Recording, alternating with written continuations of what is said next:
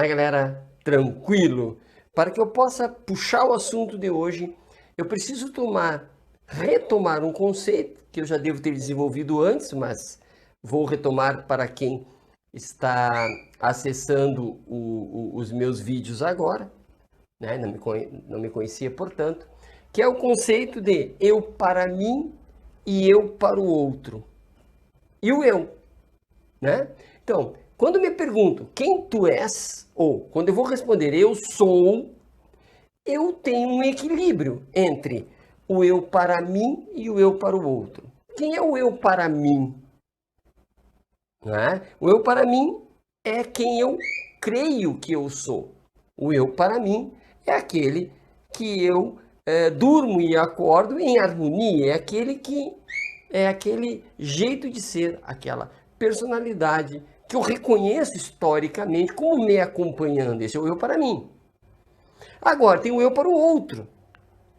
O eu para o outro é aquela situação em que eu preciso que o outro reconheça quem eu sou. Por exemplo, se eu creio que eu sou honesto, é preciso que as outras pessoas também creiam que eu sou honesto. É preciso que as outras pessoas ajam comigo como se honesto eu fosse.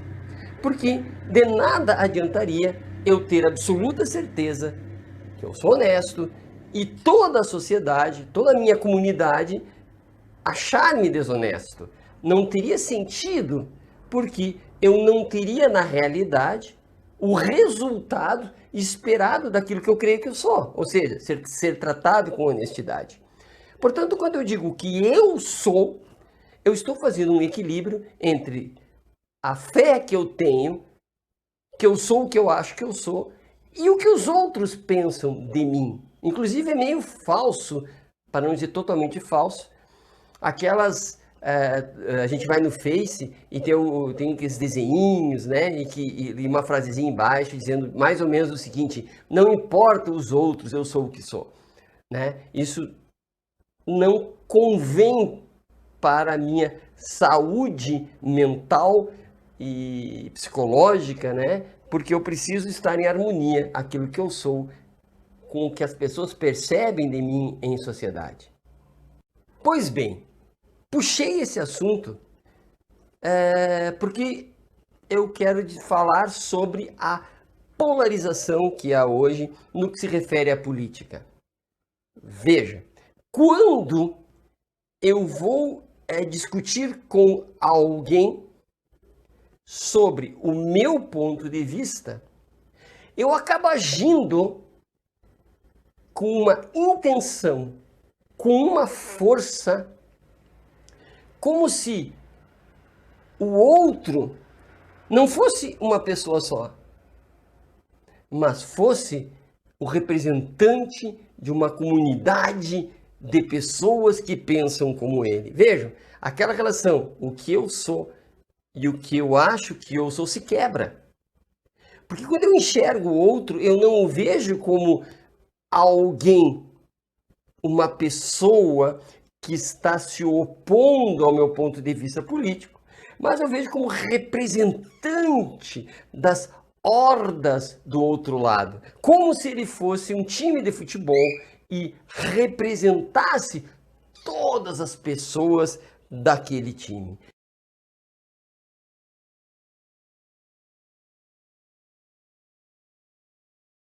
Então, ao invés de eu buscar nessa relação quem eu sou e o que o outro pensa de mim, o que ele é e o que eu penso dele, eu acabo agindo como se ele não tivesse uma personalidade, mas que fosse o somatório de tantas outras personalidades que pensam como ele.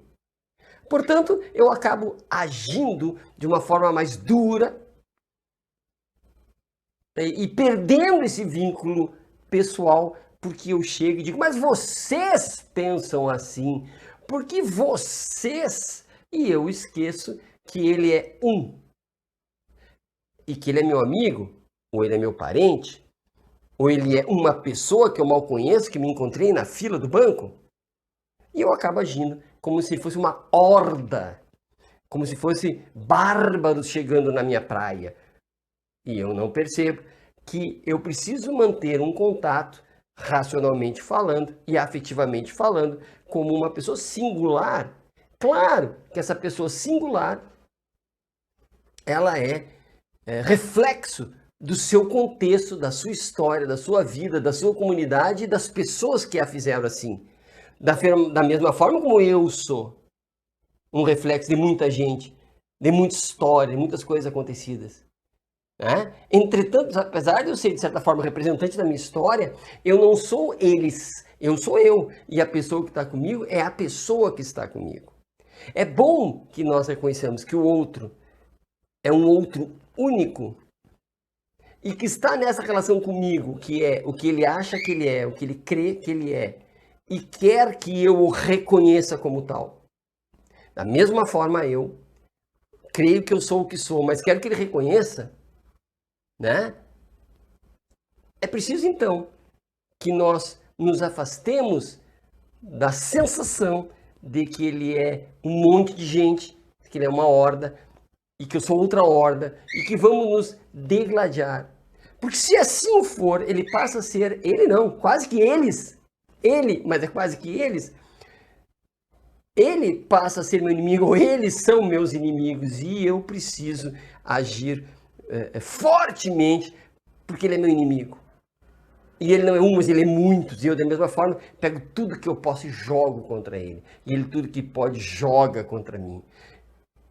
Portanto, é preciso que nessa polarização nos reconheçamos como, mesmo pensando diferentes, nos reconheçamos como pessoas individuais, afetivas, pessoas que são fraternas ou que devem ser fraternas, pessoas que mesmo pensando diametralmente diferentes, só o diálogo, só a compreensão, só a fala, face to face, né? Um frente ao outro, ele com a individualidade que ele é, eu com a individualidade que eu sou, fraternos, e portanto com coração aberto para mudanças e não disposição para o enfrentamento.